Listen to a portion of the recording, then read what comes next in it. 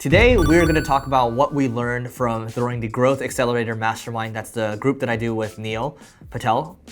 And before we do, don't forget to rate, review.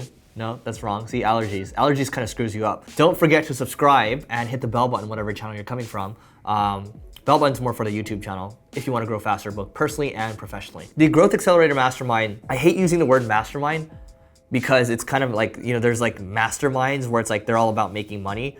Ours is more so centered around kind of growth, both personally and professionally, right? This group, people paid a high ticket to attend. It was $25,000 for a ticket. We did the first one in Beverly Hills, next one's in San Francisco. And we're keeping the group very small, very exclusive, very intimate, right?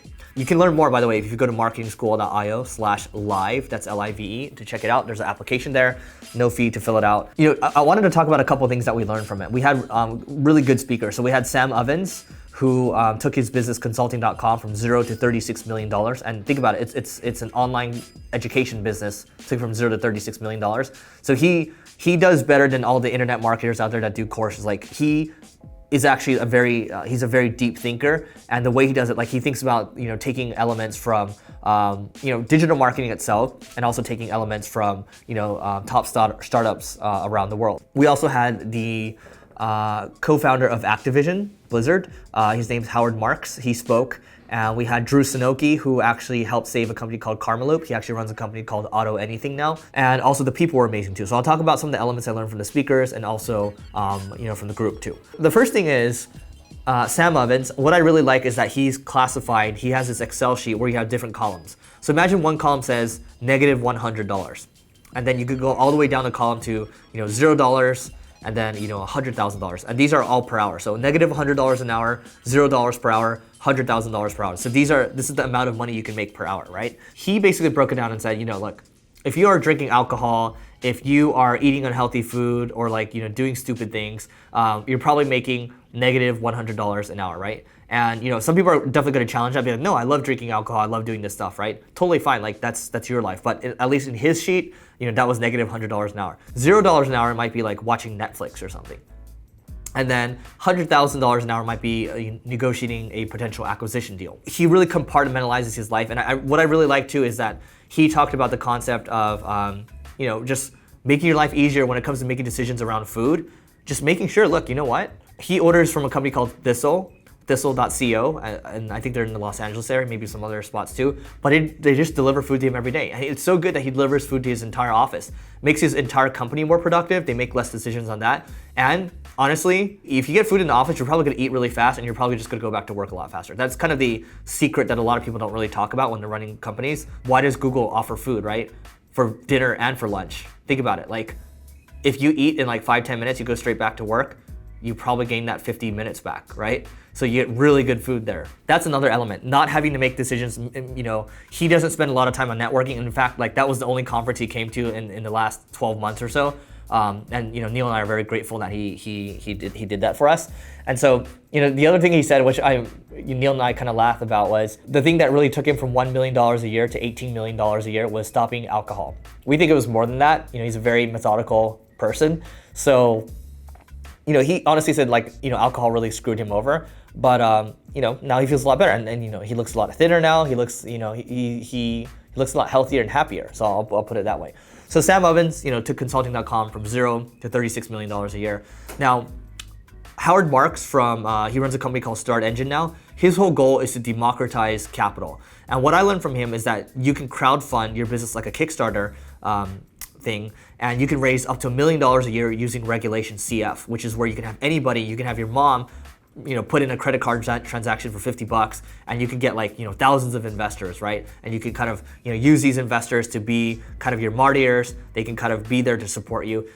You could also use Regulation A+, which is where you can raise a lot more than $1 million a year, and you can use Regulation D, which is what we use for ClickFlow, to raise over $300,000. Regulation D is working with accredited investors. So if you're interested in kind of funding, that's an alternative way of funding your business. Drew Sanoki, who runs Auto Anything, I really liked his, because he works in private equity, right? The whole concept, like a lot of marketers don't understand that to me, it's very much a marketing hack to be able to evaluate businesses, identify, evaluate businesses, and acquire them, right? That is a business skill, but that's still helping you grow. So to me, that's still kind of centered around marketing too, right? You can say marketing, business, whatever. He kind of opened people's eyes up to like, hey, like, look, private equity, mergers and acquisitions, that's still very much a way to grow your business. Because if you stack up a bunch of companies and you sell it, you bundle them together, you can sell them for a higher valuation, right? You're kind of arbitraging it that way. I also really enjoyed Neil's talk. So he kind of gave a really rapid fire talk around 21 tactics, and I can't share all of them obviously, but within this quick podcast. But he talked about the idea of, there's a lot of companies that have product tours when you sign in, like a SaaS company. When you sign into a software, they have all these tours that guide you around how to use the product. But why don't you have product tours on your checkout page? You guide people to the next step. You get them to try to take an action, right?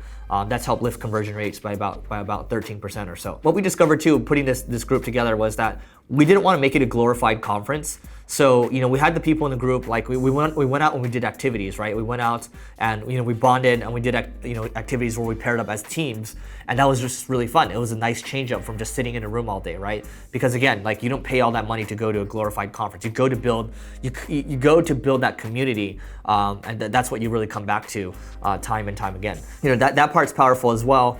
And I would say the dinners, like the way we did dinners was the first night was all the attendees, the people that actually paid, they came. And then the second night, what we did was we took it to the next level, and we said, we're gonna invite a bunch of people in the Los Angeles area that we know. So I think the first night we had like maybe 15 or 20 people. And then the second night, I think we had like 35 people or so. And it was a nice mix up where people got to know other people. And so the change up there was people actually really enjoyed that based on the feedback that we saw. The final thing I'll say is around chat, and this was during my talk.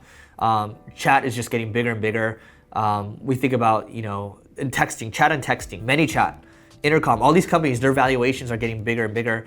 ManyChat, just their metrics. When I spoke to the founder a couple years ago, they're only getting 1 million messages a day going throughout their ecosystem, right? Which is still a lot. Now they're at 266 million messages per day going out through their ecosystem.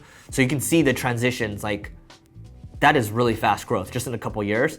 And this is why Twilio is getting, doing so well, because chat is very much, texting, chat, all that kind of stuff, they're interacting with people, right? So I think those two channels, those are, I'm really excited about those for 2020 and beyond. Yeah, those are just a couple things that we learned from doing the Growth Accelerator Mastermind. If you want to learn more about it, typically the businesses that come in here, they're doing over $1 million a year. And the application process, you fill it out.